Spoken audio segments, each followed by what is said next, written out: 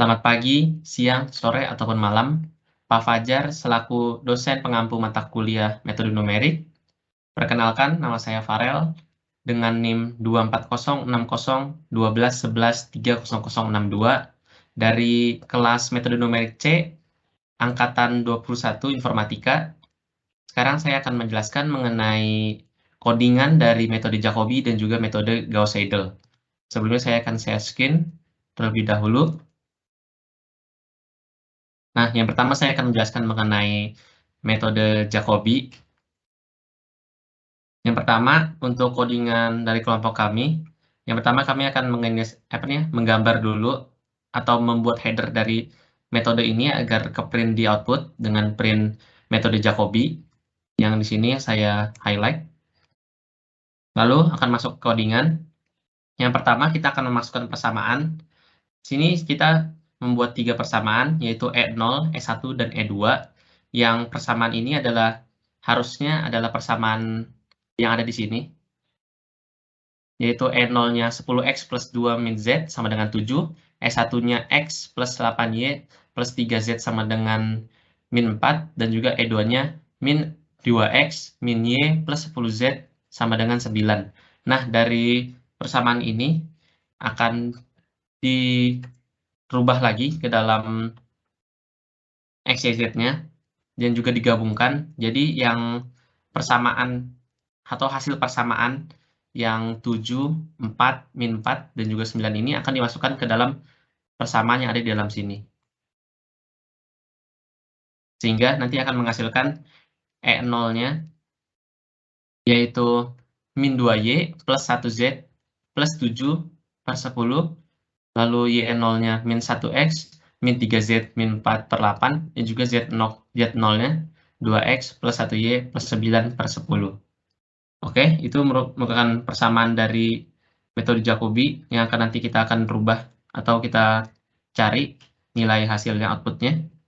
Lalu untuk inisialisasi awal, kita membuat X0 dengan nilai sama dengan 0, lalu Y0 kita buat sama dengan 0, dan juga Z0 sama dengan 0. Agar nanti kita bisa masukkan atau melakukan perhitungannya. Lalu ada juga parameter count sama dengan 1. Count ini untuk menunjukkan banyaknya iterasi yang sudah kita lakukan nanti pada saat di output. Nih, pada yang nomor 1, 2, 3. Kalau pada soal ini 1 sampai 27 yang ini. Nah, itu adalah parameter count tadi.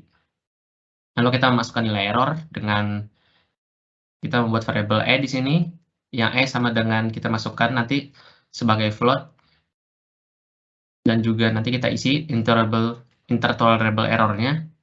Lalu, setelah kita sudah menginisialisasi, kita masuk ke proses metode Jacobi. Yang pertama kita print dulu count-nya X0 dan juga X1. Lalu kita inisialisasi kondisi true dengan kita masukkan variabel baru bernama condition, dan juga kita masukkan condition-nya itu bernilai true. Nah, jika condition bernilai true, maka nanti perhitungannya akan masuk ke dalam looping while yang ada di sini. Nah, looping while-nya ini akan memulai dengan X1 sama dengan E0, X0, Y0, Z0, lalu Y1 sama dengan E1, X0, Y0, Z0, dan juga Z1 sama dengan E2, X0, Y0, Z0. Nah, maksudnya X0, Y0, Z0 ini adalah yang tadi kan kita sudah inisialisasi di awal, bahwa X0, Y0, dan Z0 itu adalah 0. Nah, pada saat masuk ke E0-nya atau persamaannya, nanti akan masuk atau Y0-nya akan berubah nanti menjadi 0, yang ini, Y ini akan berubah jadi 0, Z akan berubah jadi 0, lalu X-nya akan berubah jadi 0, Z-nya akan berubah jadi 0, X-nya 0, Y-nya jadi 0. Semuanya akan berubah jadi 0 untuk variabelnya, atau ya variabel perubahannya. Lalu nanti setelah berubah menjadi 0, kita akan mengeprint untuk kondisi barunya, yaitu untuk yang dalam sini adalah iterasi keduanya, dengan count-nya nanti akan bertambah, lalu X1, Y1, dan juga Z1. Nah, nanti setelah kita masukkan X0, Y0, Z0-nya untuk E0, E1, dan juga E2 nanti akan menjadi X1, Y1, dan Z1, dan gitu seterusnya. Bisa kita lihat di sini untuk penjelasannya. Nah, pada law pertama, jika ketika kondisi sama dengan true, kondisi tadi variabel bernilai true, maka akan menjalankan proses berikut. Variabel X1, Y1, dan juga Z1 diisi dengan nilai persamaan E0, E1, dan juga E2, namun nilai X, Y, Z pada persamaan diganti dengan nilai X0, Y0, dan Z0, seperti yang sudah saya jelaskan tadi. Lalu menampilkan nilai count dan nilai X1, Y1, Z1, ini adalah yang sudah diperbarui, count-nya juga sudah bertambah. Lalu selanjutnya akan menginisialisasi E1, E2, dan E3 dengan nilai absolut dari perhitungan. Yaitu E1 kita masukkan yaitu sama dengan absolut X0 min X1, lalu E2 absolut Y0 min Y1, dan juga E3 sama dengan absolut XZ0 min Z1. Dan juga kemudian nilai count-nya akan bertambah 1, dan nilai X0, Y0, dan juga Z0 akan diperbarui dengan nilai X1, Y1, dan juga Z1. Lalu jika kondisional akan bernilai true, kondisionalnya itu yang ada di sini. Nah, yang ini, jika kondisinya bernilai true, yaitu jika E1 lebih besar daripada E, dan E2 lebih besar daripada E, dan E3 lebih besar daripada E, maka nanti iterasinya akan terus berjalan hingga kondisinya tidak terpenuhi. Dan pada akhirnya akan mengeluarkan output dari solusinya, yaitu print ini.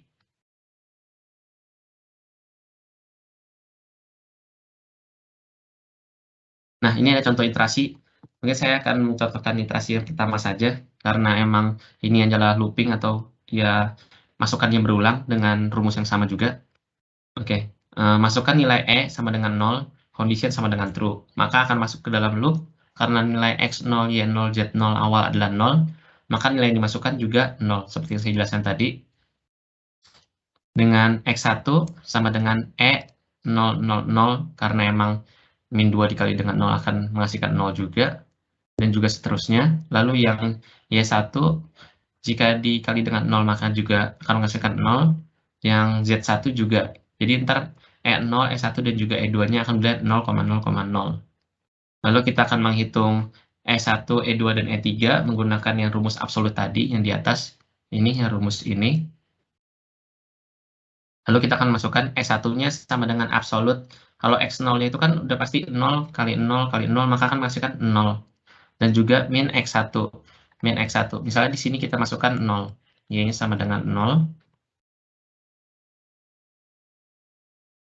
Dan juga 1Z. Z sama dengan 0. Ini juga sama dengan 0. Ini juga sama dengan 0. Untuk variable semuanya kita masukin 0 aja untuk lebih mudahnya. Y-nya yang untuk X0 kita masukin 0, dan juga 2X, jadi 2 kali 0. Nah, nanti dari persamaan tersebut, jika kita kalikan, maka nanti akan menghasilkan 7/10, yaitu ya ini 0,7/10 yang pertama. Nanti yang 7/10 ini, X0 tadi yang sudah kita kalikan, nanti akan menjadi X1. Dan juga Y0-nya, jika kita lakukan persamaannya, maka akan menghasilkan 4/8, min 4/8. Ini akan berubah menjadi X2. Lalu jika kita lakukan persamaan untuk Z0, maka akan jadi plus 9/10. Maka ini akan jadi X3. Salah, maksudnya ini adalah Y1, dan juga ini adalah Z1. Karena dari 0 kita lakukan persamaan tadi dengan memasukkan X0, Y0, dan juga Z0 sama dengan 0, maka X1-nya nanti akan menghasilkan untuk yang X 7/10, sini 7/10, lalu min 4/8, dan juga 9/10, ini 9/10. Nah, kenapa kita absolutkan? Karena emang jika kita kurangin nanti untuk menghilangkan tanda minus nanti jika misalnya terdapat perkalian yang akan penjumlahan atau pengurangan yang akan menghasilkan minus, jadi kita absolutkan. Lalu setelah kita menghitung E1, E2, dan juga E3, kita akan melakukan penambahan iterasi, yaitu yang kita sudah set dengan count tadi. Kita tambahkan iterasinya dengan count 1 plus 1 sama dengan 2. Lalu didapatkan kalau misalnya X0 sama dengan X1 sama dengan 7/10 sama dengan 0,7, lalu yang E0-nya diupdate sama dengan Y1 sama dengan min 4/8 sama dengan min 0,5. Untuk Z0-nya jadi Z1 diupdate dengan nilai tadi 9/10 dan mendapatkan 0,9. Nah, masuk ke dalam kondisi jika tadi kan kondisi ini nih, yang E1 lebih besar, E2 dan E3 lebih besar dari E, maka nanti kondisinya akan melakukan looping lagi. Nah, jika di sini condition-nya karena 0,7 lebih besar daripada 0 dan 0,5 lebih besar daripada 0 dan juga 0,9 lebih besar daripada 0, maka kondisi akan bernilai true. Maka akan melakukan iterasi selanjutnya atau iterasi yang kedua. Hingga nilai X0, X1, dan X2 memiliki nilai yang sama dengan nilai sesudahnya. Nah, dari yang sudah kami lakukan, dari persamaan yang sudah kami uji, maka terjadi sekitar 27 iterasi, dan juga iterasi terakhirnya itu adalah atau muncul sebagai output, dengan solusinya adalah X0 sebagai 1, ini adalah X0, dan juga X1-nya sebagai min 1, dan juga X2-nya sebagai 1. Nah, itu adalah penjelasan dari metode Jacobi. Selanjutnya saya akan menjelaskan mengenai metode Gauss-Seidel. Nah, yang pertama tentu saja kita buat header-nya dulu agar membuat lebih cantik dan juga lebih mudah dilihat lah. Oke, header-nya dulu metode Gauss-Seidel di sini. Dan juga kita mulai metode Gauss-Seidelnya. Nih, ini adalah penjelasan dari metode Gauss-Seidel. Nah, pertama mungkin saya akan memberitahu kalau misalnya Gauss-Seidel itu sebenarnya caranya nggak terlalu berbeda dengan metode Jacobi, tetapi metode Gauss-Seidel itu nggak memasukkan hasil dari persamaan ke dalam persamaannya. Jadi tetap sama nih untuk yang awalnya. Tidak kita ubah sama sekali. Persamaan tetap sama, tidak perlu kita ubah lagi. Persamaannya adalah sama seperti metode Jacobi tadi soalnya atau persamaannya. E0 sama dengan 10x0 atau X plus 2x1 atau 2Y min 1x2 atau min 1Z sama dengan 7. Dan juga E1-nya akan sama, X plus 8x1 plus 3x2, X2 kita ibaratkan dengan Z, dan X1 kita ibaratkan dengan Y. Sama dengan min 4, dan juga E2-nya min 2x0 min X1 plus 10x2 sama dengan 9. Jadi tidak kita rubah. Untuk penjelasannya, di metode ini kita perlu mencari nilai akhir dari X0, X1, dan X2 dengan melakukan iterasi secara terus-menerus hingga mencapai nilai yang sama pada iterasi sebelum dan sesudahnya. Yang pertama, N sama dengan len A yang berfungsi untuk mencari panjang dari array A. Untuk sini, N sama dengan len A untuk decodingannya. Nah, karena len A-nya ini kita sudah masukkan sama dengan panjangnya itu sama dengan 3, nanti len-nya akan bernilai 3. Lalu, pada loop pertama akan dilakukan dari 0 hingga sebelum N, yaitu N sama dengan 3. Untuk yang ini, for J sama dengan, for J in range 0, N. N-nya itu kan karena panjangnya itu 3, maka nanti akan melakukan looping dari 0 sampai sebelum 3, yaitu 0, 1, 2.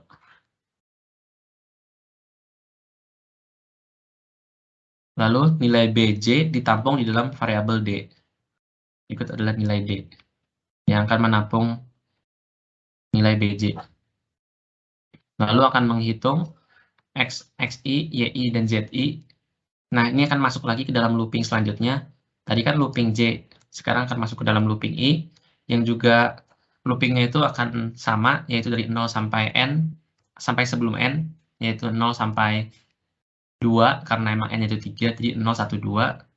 Dan akan melakukan kondisional jika J-nya tidak sama dengan I, maka nanti akan melakukan persamaan D sama dengan D min A, indeks JI dikali X indeks I. Atau jika tidak masuk kondisional, maka akan langsung masuk ke persamaan XJ sama dengan D per A indeks JJ. Dan mengembalikan solusi dengan return X.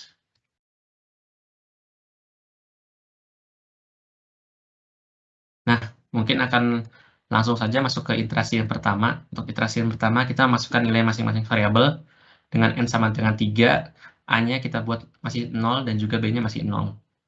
Dan juga menginisialisasi tergantung panjang N, dan di kasus ini N-nya sama dengan 3, untuk X-nya 0,0,0, dan juga A-nya ini adalah 3 persamaan tadi, cuman yang dibuat bentuk matriks.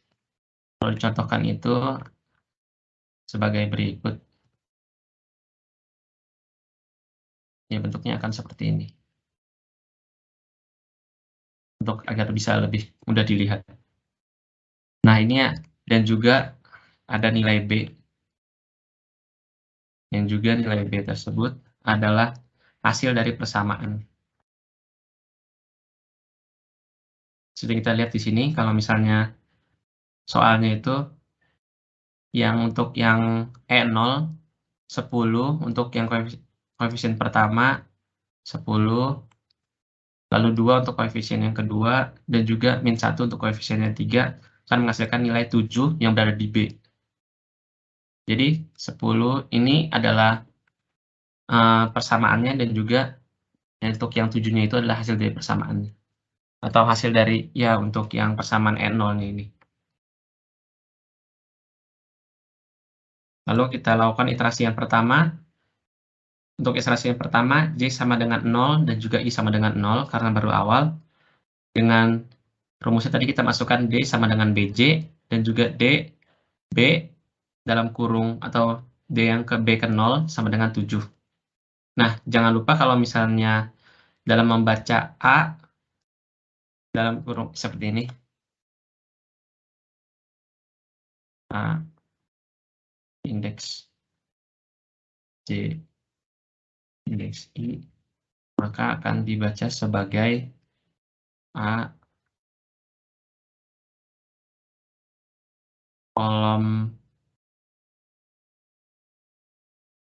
kolom ke J, dan juga baris ke I.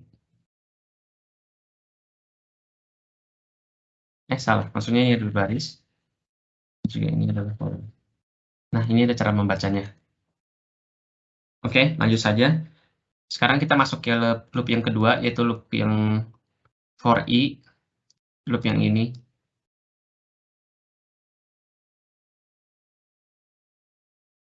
Dan dicek apakah J tidak sama dengan I. Karena di sini J sama I-nya masih sama, J-nya 0 dan juga I-nya sama dengan 0, maka tidak masuk ke dalam persyaratan dan nilai X langsung diperbarui. Nah, ini yang sudah saya jelaskan tadi untuk cara membacanya.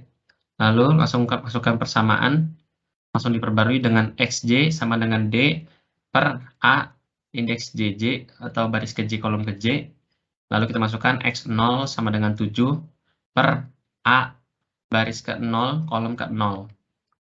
Nah, baris ke 0 kolom ke 0 ini bisa kita lihat dari ini, dari yang soal berikut. Sebentar. Nah, dari sini bisa lihat kalau misalnya yang baris ke 0, ini adalah baris ke 0, kolom ke 0, akan bernilai 10. Ini adalah baris ke 0, kolom ke 0. Nah, akan menghasilkan X0-nya sama dengan 7 per 10. Maka akan menghasilkan 0,7.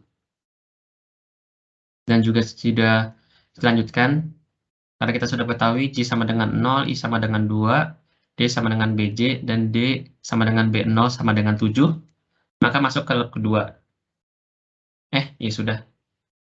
Maaf, sudah. Ya, ini tadi kan sudah dijelaskan, kalau misalnya hasilnya itu akan menghasilkan 0,7. Lalu nanti lanjut ke iterasi kedua dan selanjutnya, hingga mencapai persamaan berikut. Ini adalah output dari metode Gauss Seidel yang sudah kita buat dengan persamaan berikut. Ini akan menghasilkan Sama, hasilnya seperti metode Jacobi akan menghasilkan X1-nya itu bernilai 1, X2-nya itu X0 akan bernilai 1, X1-nya akan bernilai -1, dan juga X2-nya akan bernilai 1. Dengan initial value-nya kita buat 0,0,0, seperti yang kita masukkan ke dalam codingan. Ya, mungkin segitu saja penjelasan dari saya. Kurang lebihnya mohon maaf. Terima kasih Bapak Fajar sudah mendengarkan sampai akhir. Sekarang saya pamit undur diri. Terima kasih Bapak sekali lagi sudah mendengarkan sampai akhir. Kurang lebihnya mohon maaf. Wassalamualaikum warahmatullahi wabarakatuh.